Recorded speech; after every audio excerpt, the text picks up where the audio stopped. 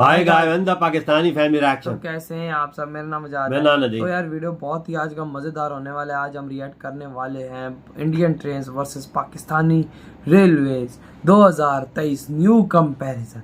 Watch करते हैं, जल्दी से देखते हैं आखिर भाई पाकिस्तानी ट्रेन्स में क्या तरक्की हुई है और भारतीय ट्रेन्स में क्या तरक्की हुई है। तो काउंट करते हैं स्टार्ट। हेलो दोस्तों, नमस्कार। मेरा नाम है दीपक और चैनल पे स्वागत है। तो एक वीडियो जिसने इस चैनल में काफी मदद की है आगे बढ़ने में और लोगों को भी काफी पसंद थी, वो था इंडिया पाकिस्तान का रेलवे कंपैरिजन। मैंने 2020 में भी किया था, 2021 में भी, 2022 में भी और 2023 चल रहा है। ऑलमोस्ट हम लोग मिड में हैं, इसलिए आज की इस वीडियो में यही करूंगा। देखो, कुछ अपडेट्स हुए हैं पिछली वीडियो से, तो आपको अपडेटेड इन्फॉर्मेशन ही मिलेगी। पाकिस्तान की तरफ से कितने अपडेट्स हुए हैं ये तो अब वीडियो में ही पता चलेगा। क्यों, चलो डायरेक्टली वीडियो शुरू करते हैं। हेलो दोस्तों, मेरा नाम है दीपक, आप देख रहे हैं इट्स इनक्रेडिबल फॉर यू। तो आइए शुरू करते हैं।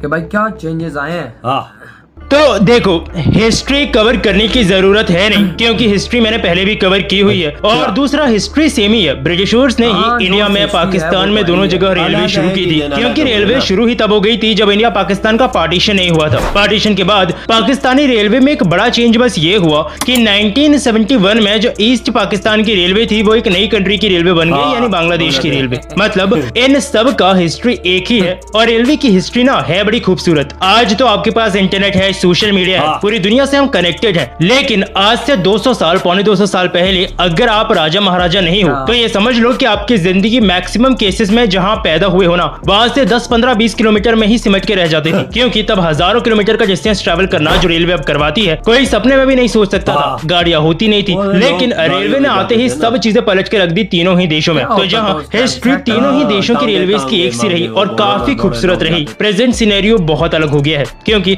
तीनों ही कंट्रीज का रेलवेज की तरफ काम करने का तरीका काफी अलग रहा। इंडिया ने अलग तरीके से काम किया, बांग्लादेश ने चाइना से मदद लेना ज्यादा बेहतर समझा और पाकिस्तान ने कुछ भी नहीं करना ज्यादा बेहतर समझा। आई एम सॉरी, देखो मैं किसी कंट्री को नीचा नहीं दिखा रहा, नहीं मिराज को ऐसा मूड है रोस्ट करने का, लेकिन अब ये सच्चाई है। दुनिया पिछले 15-20 सालों में रेलवेज में आगे गई है, पाकिस्तान पीछे आया है। जी, एक टाइम था पाकिस्तान में रेलवेज में इलेक्ट्रिफिकेशन हुआ करता था, बहुत ही छोटे से नेटवर्क में था भले ही, लेकिन था। आज कुछ भी नहीं है, यानी प्रोग्रेस नहीं हुई, देश पीछे आया है। वीडियो के स्टार्टिंग के 60% हिस्से में मैं आपको ये बताऊंगा कि कैसे एक ही देश का पार्ट रहे दोनों रेलवेज आज इतनी अलग हो गई हैं। जाते हुए आखिर के 40% हिस्से में हम बाकी सारी मौजूदा चीजों का, जैसे मौजूदा passenger train, passenger facilities, future plans, इनके बारे में डिस्कस करेंगे। चलो शुरुआत करते हैं। आपको लेके जाऊंगा 1947 के आसपास, जहां से कुछ गलतियां करनी शुरू करता है पाकिस्तान अपनी रेलवेज में। सबसे पहली गलती, इन्वेस्टमेंट और फंडिंग। क्या भारत ने शुरुआत में अपनी रेलवेज पे बहुत ज्यादा ध्यान दिया? नहीं। क्या दिया जा सकता था? शायद नहीं, देश अभी आजाद हुआ था, रेलवेज के अलावा बहुत सी चीजों को सीखना था हमें। फिर भी क्या थोड़ा बहुत ध्यान दिया? हाँ। क्या पाकिस्तान ने दिया? नहीं। पाकिस्तान को रेलवेज में शुरुआत से ही फाइनेंशियल कॉन्स्ट्रेंट्स, यानी पैसों की जो प्रॉब्लम है ना, वो फेस करनी पड़ी। कारण क्या था? सिंपल इतना सा था कि पाकिस्तानी पॉलिटिशियंस की उस समय देश को डेवलप करने की नीति नहीं रही। अच्छा, ये ओवरऑल हर चीज के लिए सही नहीं है। 60 के दशक में बकायदा पाकिस्तान एक बहुत अच्छे से ग्रो करता हुआ नेशन था। ये बोला जाता था कि पाकिस्तान साउथ एशिया का अगला सुपर पावर बनेगा। लेकिन हम बात कर रहे हैं पर्टिकुलरली रेलवेज की। क्या रेलवेज को ओवरऑल वो टेंशन, वो पैसा, वो इंफ्रास्ट्रक्चर डेवलपमेंट दिया गया जिसका वो हकदार था? नहीं। और उसके बाद समय आया 1971 का, जब जो कुछ बचा कुचा था उसमें से भी एक बड़ा अच्छा खासा हिस्सा बांग्लादेश में चला गया, यानी कि खाया पिया कुछ नहीं और गिलास तोड़ा। हाँ, अब बात करते हैं कि प्रेजेंट स्टैटिस्टिक्स क्या बोलते हैं। तो मैंने डेटा जुटाने की बहुत कोशिश की, लेकिन पाकिस्तान की गवर्नमेंट की कोई ऑफिशियल मैक्सिमम साइट्स ही नहीं खुलती, और जो बच्ची कुछ साइट्स में खोल पाया वीपीएन लगा के, उसमें भी मेरे को ऐसा कोई पर्टिकुलरली डेटा नहीं मिला गवर्नमेंट की साइट पे जिससे कुछ पता लगे। लेकिन 2012 की एक रिपोर्ट मिली मुझे, जो आज से लगभग 10 साल पहले की रिपोर्ट है, लेकिन उसमें यह बताया गया था उस समय कि पाकिस्तान की 500 ट्रेन में से सिर्फ 70 ऑपरेशनल हालत में थी। ये मैं उस समय की बात कर रहा हूँ जब भारत में रेलवेज बहुत बड़े लेवल पे एक्सपेंड हो गई थी। इंडिया में फास्टेस्ट ट्रेन, इलेक्ट्रिक ट्रेन चलनी शुरू हो गई थी। अच्छा, पाकिस्तान में इलेक्ट्रिक ट्रेन चलती थी? हाँ जी, ये वीडियो देख रहे हो, ये उन्हीं ट्रेन की है। 90s के समय में पाकिस्तान ने इलेक्ट्रिक ट्रेन एक्चुअली इंट्रोड्यूस करवा दी थी। ट्रेन थोड़ी चली भी, फिर क्या हुआ? लोगों ने बिजली के तार ही चुरा लिए। जी हाँ, पटरियां निकाल ली, जिन्हें बाद में बेच दिया गया। अब आप क्या बोलोगे? ऐसा नहीं था कि पाकिस्तानी रेलवेज को कोई प्रॉब्लम नहीं हो रही थी उनको चलाने में, रेलवेज को प्रॉब्लम हो रही थी, लेकिन जब पाकिस्तानी लोग ही पटरियां और तार चुरा के ले गए तो रेलवेज भी क्या करता। और इन सब की वजह से आज अब पाकिस्तानी रेलवे एक बहुत बुरी कंडीशन में है। थोड़ा सा भी सेक्शन जो ऑपरेशनल हो वो इलेक्ट्रिफाइड नहीं है। सिर्फ डीजल इंजन ही वहाँ चलते हैं। फास्टेस्ट ट्रेन की बात करें शायद तो पाकिस्तान में जिन्ना एक्सप्रेस उनके फास्टेस्ट ट्रेन है जो कि 120 किलोमीटर प्रति घंटा पे चलती है। इंडिया की वही Vande Bharat express fastest train है, 180 किलोमीटर प्रति घंटा ये अचीव कर सकती है। कुछ ट्रेन और आएंगे अभी जो 200 या 220 तक भी जा पाएंगी। इंफ्रास्ट्रक्चर टू बी ऑनेस्ट मुझे नहीं लगता किसी भी लेवल पे कंपेयर हो सकता है इंडिया और पाकिस्तान में। ये इंडिया का एक स्टेशन है, रेलवे स्टेशन, जो मैं आपको वीडियो में दिखा रहा हूँ, और दूसरी तरफ ये है पाकिस्तान का आइकॉनिक लाहौर रेलवे स्टेशन। इसका इंफ्रास्ट्रक्चर देखते ही आपको पता चल जाएगा बहुत पहले का बना हुआ स्टेशन है ये, लेकिन इसको बिल्कुल भी चेंज नहीं किया गया मॉडर्न दुनिया के हिसाब से। इसके अंदर जाओगे आपको ये फील आएगी आप शायद 1950s में से ही किसी स्टेशन से ट्रेन ले रहे हो। मैंने इसकी वीडियो देखी है। अगर रेलवे इसको डेवलप नहीं भी करना चाहती क्योंकि उनको लगता है काफी पुराना है, इसको इसी हालत पर रखना ज्यादा बेहतर है, स्टिल इंडिया के जैसा कोई भी मॉडर्न बना हुआ रेलवे स्टेशन वहाँ नहीं है जिसको डायरेक्टली कंपेयर किया जा सके। ट्रैक लेंथ की बात कर लेते हैं। इंडिया का ऑलमोस्ट 70,000 से ऊपर चला गया है, पाकिस्तान का 11,000 के आसपास है। 12,000 बोला जाता है लोगों द्वारा, लेकिन उसमें से कुछ हिस्सा भी ऑपरेशनल नहीं है। चलो रेवेन्यू की बात करते हैं। इसको मैंने डायरेक्टली विकिपीडिया से पूछा तो विकिपीडिया ने मुझे बताया कि इंडियन रेलवे का रेवेन्यू पिछले साल का लगभग $30 बिलियन के आसपास था। वहीं पाकिस्तानी रेलवे का कितना था? लगभग $170 मिलियन। ये होना ही है, इसमें कोई चौंकने वाली बात है ही नहीं। दोनों रेलवे सिस्टम्स में इतने डिफरेंसेस हैं, इतना आगे पीछे हैं कि वो सीधा सा रिफ्लेक्शन आपको रेवेन्यू में दिखना ही है। मॉडर्न रेलवे को अगर कंपेयर करें तो इसके लिए पाकिस्तान में सिर्फ और सिर्फ एक ट्रेन है, लाहौर की ऑरेंज मेट्रो, वो भी सीपैक, जो चाइना पाकिस्तान इकोनॉमिक कॉरिडोर है, चाइना के बेल्ट और रोड इनिशिएटिव का ही एक पार्ट था। ये उसके तहत बनाई गई थी। कितना प्रॉफिट में है या लॉस में है मैं बात नहीं कर रहा, मुझे पता है, लेकिन जो पाकिस्तान से देख रहे हैं उनको शायद ज्यादा बेहतर पता होगा। आप लोग को पता है तो नीचे कमेंट सेक्शन में आप बता सकते हो। इंडिया का वहीं दूसरी तरफ बहुत से शहरों में मेट्रो सिस्टम ऑपरेशनल है, कई शहरों में अंडर कंस्ट्रक्शन है, कईयों में प्रपोज और प्लान है। और इसके अलावा दिल्ली मेरठ के बीच में RRTS ट्रेन भी अब शुरू होने वाली है। मुंबई में मोनो रेल भी है, कंपेयर हो रहा है तो सभी कुछ कंपेयर करूंगा। और सेमी हाई स्पीड ट्रेन छोटे कॉरिडोर्स के साथ बहुत सी ट्रेन होंगी जो जल्द ही हमें देखने को मिलेंगी अलग अलग स्टेट्स में। जैसे RRTS दिल्ली मेट्रो के बीच बन रही है, ऐसे ही और भी कॉरिडोर्स हैं काफी सारे स्टेट्स में। अच्छा, एक और चीज जिसपे इंडिया बाजी मार जाता है वो है मैन्युफैक्चरिंग। इंडियन रेलवेज में लोकोमोटिव्स, हमारे कोचेज, मेट्रोज की ट्रेन, हमारी इंजनलेस वंदे भारत जैसी ट्रेन, इन सब की मैन्युफैक्चरिंग इंडिया में ही होती है, कहीं बाहर से नहीं मंगाना पड़ता कुछ भी। वहीं पाकिस्तान में अभी पाकिस्तान लोकोमोटिव फैक्ट्री या इस्लामाबाद कैरियज फैक्ट्री, ऐसी कुछ फैक्ट्रीज हैं जहाँ पे लोकोमोटिव्स या ट्रेन कोचेस का प्रोडक्शन होता है। स्टिल उस लेवल पे नहीं होता जितना इंडिया में होता है, और इनकी डिपेंडेंसी बाहरी कई चीजों पे है ज्यादा। इंडिया भी पूरी तरह से इंडिपेंडेंट नहीं है हर चीज के लिए, लेकिन फिर भी एक बड़े अमाउंट में चीजें इंडिया में हम बना पाते हैं पाकिस्तान के मुकाबले अगर कंपेयर करें तो। नाउ अब एक क्वेश्चन मैंने कई बार देखा है लोगों को पूछते हुए, पाकिस्तान में इलेक्ट्रिफिकेशन होगा?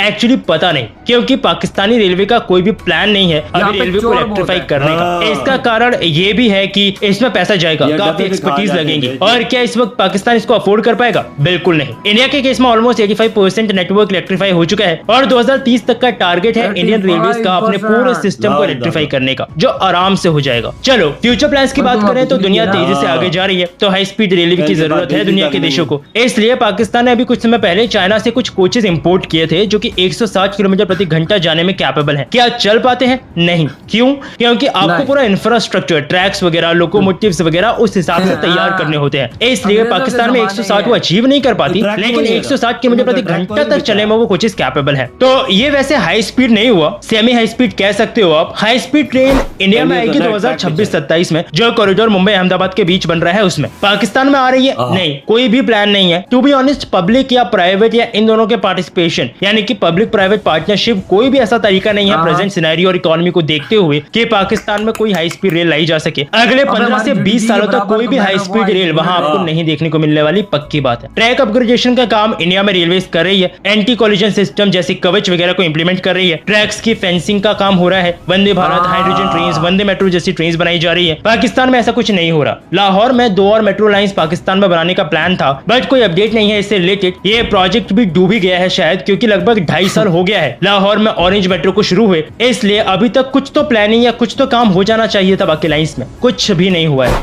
तो देखो, ये हर कोई जानता है पाकिस्तानी रेलवे इंडियन रेलवे से पीछे रह गई है। टू बी ऑनेस्ट, पाकिस्तान के पास ज्यादा फायदा था इंडिया से। इनका कंट्री छोटा था तो ट्रैक्स कम बिछा के भी काम हो जाता। ऐसा भी नहीं था कि रेलवे वेस्ट हो जाती। कराची, बलूचिस्तान जैसे बंदरगाहों से रेलवे का फ्रेट वगैरह में बहुत यूज होता, और पाकिस्तान में जनता भी इनफ है कि वो प्रॉपरली रेलवे को यूज करती। लेकिन अफसोस कुछ हुआ नहीं। आज हालत बहुत खराब है। बाकी देखो, अभी इस वीडियो में मैंने डायरेक्ट हर एक पॉइंट को पकड़ के कंपैरिजन नहीं किया, लेकिन हाँ, ओवरऑल आपको एक आइडिया दे दिया थोड़ा कंपैरिजन में, और ये बता दिया कि इंडिया और पाकिस्तान रेलवे जहां खड़ी हैं आज उसके लिए कौन कितना जिम्मेदार है। बाकी आपको कुछ भी बोलना हो नीचे कमेंट सेक्शन में लिख दीजिएगा। वीडियो खत्म भाई। पाकिस्तानी रेलवे को तो मीटर मीटर रोस्ट पिक कर डाला है। यहाँ पे चोर के बच्चे इतने हैं, मुल्क को लूट गए हैं, तो भाई ये रेलवे ट्रैक्स को कहाँ छोड़ेंगे। ये सवाल था ना पाकिस्तान रेलवे ने भाई पाकिस्तान बनने के बाद इस पे तवज्जो नहीं दी, इन्होंने तो बेड़ा गर्क कर दिया। भाई साहब हम लोगों ने डिक्रीज किया है, इंक्रीज नहीं किया। हमारी रेलवे